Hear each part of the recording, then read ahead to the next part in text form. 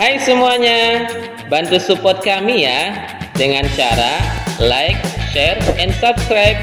Dan jangan lupa tekan tombol notifikasinya ya, agar kamu bisa update video-video selanjutnya.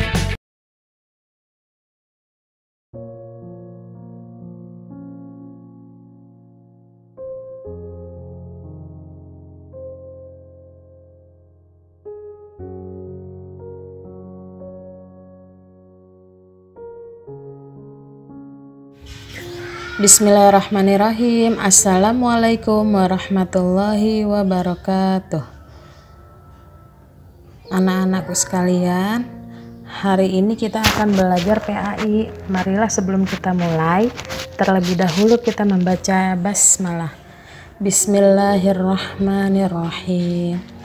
Pembelajaran PAI kita hari ini adalah bab 9, materi ayat-ayat Al-Quran tentang toleransi, simpati, berbaik sangka, dan hidup rukun.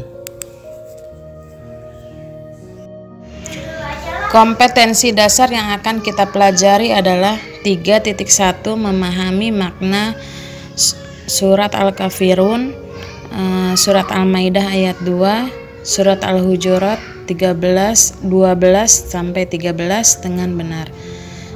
3.5 memahami sikap toleran dan simpatik terhadap sesama sebagai wujud dari pemahaman surat Al-Kafirun.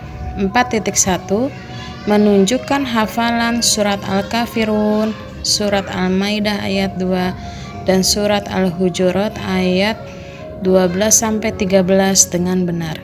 4.5 menunjukkan sikap toleran dan simpatik terhadap sesama sebagai wujud dari pemahaman surat Al-Kafirun. Dalil Al-Quran surat Al-Hujurat ayat 12. A'udzu billahi minasyaitonir rajim.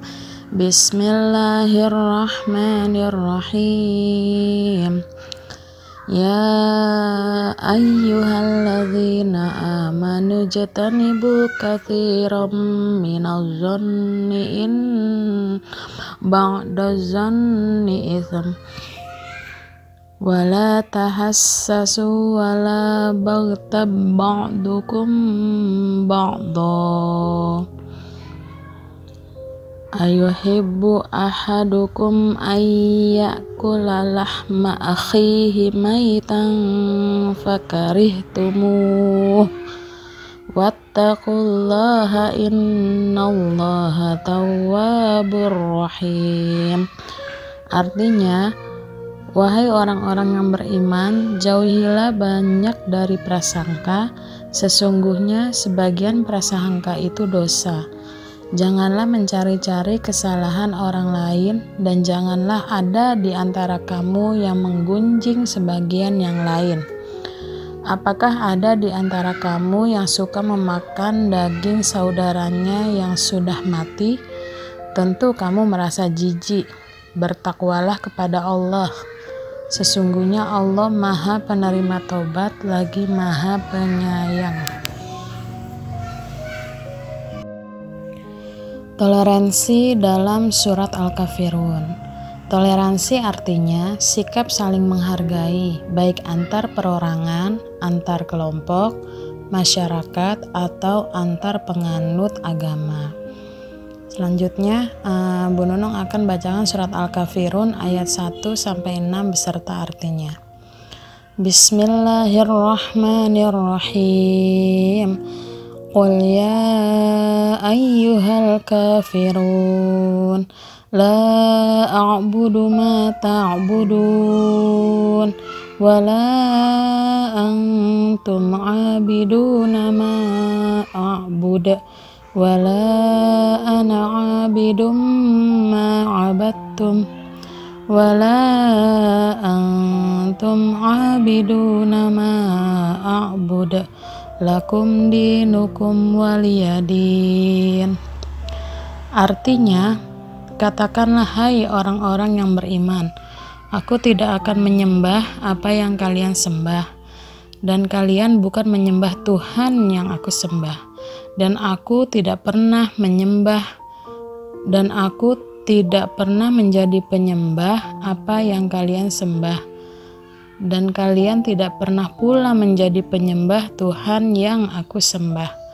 Untuk kalianlah agama kalian, dan untukkulah agamaku. Makna toleransi menurut surat Al-Kafirun.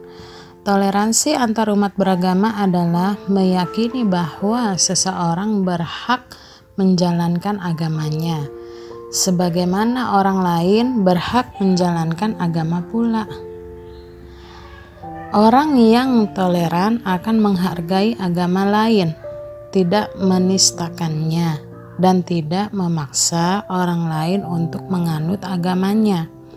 Contohnya, menistakan agama lain seperti melecehkan simbol-simbol kesucian agamanya. Menurut surat Al-Kafirun, tawaran Al-Walid untuk mencampur adukan agama bukan toleransi yang benar. Toleransi beragama yang benar adalah memberikan kebebasan kepada penganut agama lain untuk menjalankan ajaran agamanya. Hal itu disertai dengan keyakinan bahwa agama kita adalah agama yang benar di sisi Allah. Oleh karena itu, kita tidak ikut-ikutan menjalankan ritual agama orang lain. Begitu pula sebaiknya, orang lain selama dalam agamanya jangan ikut-ikutan menjalankan ibadah kita. Selanjutnya kita akan mempelajari ayat tentang simpati. Sebelumnya Bu Nunung akan jelaskan arti dari simpati, yaitu ketertarikan kepada orang lain yang didorong oleh keinginan untuk memahaminya, sehingga menimbulkan sikap saling pengertian dan bekerja sama. Ayat tentang simpati itu terdapat di dalam surat Al-Maidah ayat 2. Bismillahirrahmanirrahim. Wa ta'awanu 'alal birri wattaqwa wa la ta'awanu 'alal itsmi wal 'udwan wattaqullah innallaha syadidul iqab, yang artinya, dan tolong menolonglah kamu dalam mengerjakan kebajikan dan takwa, dan jangan tolong menolong dalam berbuat dosa dan permusuhan. Bertakwalah kepada Allah, sungguh Allah sangat berat siksaannya. Dua hadis yang menjelaskan tentang simpati. Yang pertama adalah Abu Mas'ud meriwayatkan bahwa ada seorang laki-laki yang meminta agar Rasulullah SAW menyediakan kendaraan untuknya karena kendaraan miliknya sudah tidak bisa berjalan. Akan tetapi Rasulullah SAW tidak punya sesuatu untuk membantunya. Lalu ada seorang laki-laki berkata, "Wahai Rasulullah, akan aku tunjukkan kepada orang yang bisa menyediakannya." Hadis kedua adalah dari Muslim 3-1893.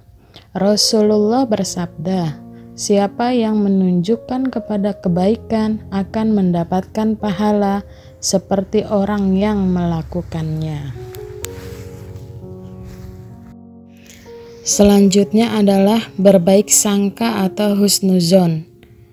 Pengertian dari berbaik sangka atau husnuzon adalah berusaha untuk memahami secara baik-baik tentang berbagai hal yang terjadi dengan diri kita. Lawan katanya adalah berburuk sangka atau suuzon. Perkara tidak mengenakan bisa datang dari Allah Subhanahu wa Ta'ala, misalnya jatuh sakit, atau dari sesama manusia, misalnya bertemu dengan teman tetapi dia bersikap acuh.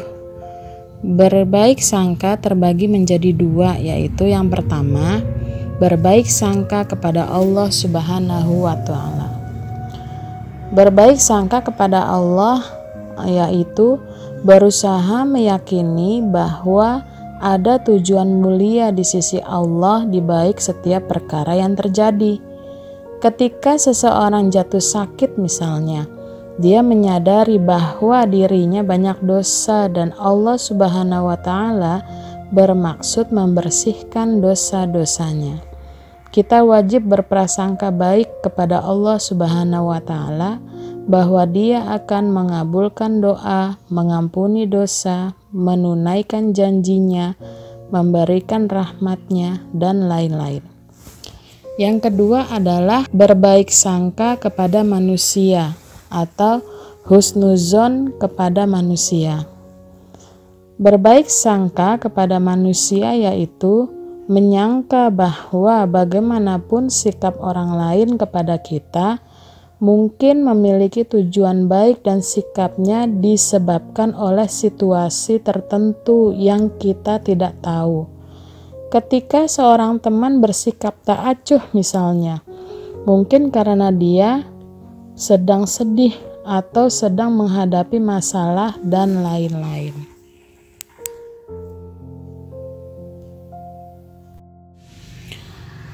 Materi yang terakhir adalah pada bab 9 adalah hidup rukun. Rukun artinya baik, damai, dan tidak bertengkar.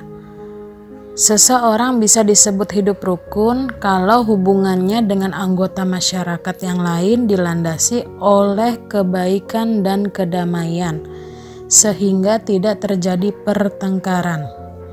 Hidup rukun ini terdapat dalam surat Al-Hujurat ayat 13, yang artinya, "Wahai manusia, sesungguhnya kami telah menciptakan kamu dari seorang laki-laki dan seorang perempuan. Kemudian kami jadikan kamu berbangsa-bangsa dan bersuku-suku agar kamu saling mengenal. Sesungguhnya yang paling mulia di antara kamu di sisi Allah ialah orang yang paling bertakwa. Sesungguhnya Allah Maha Mengetahui lagi Maha Teliti." Demikianlah materi PAI pada hari ini. Marilah kita bersama-sama tutup dengan membaca hamdalah. Alhamdulillahirabbil alamin. Sekian dari Ustazah Nunung. Assalamualaikum warahmatullahi wabarakatuh.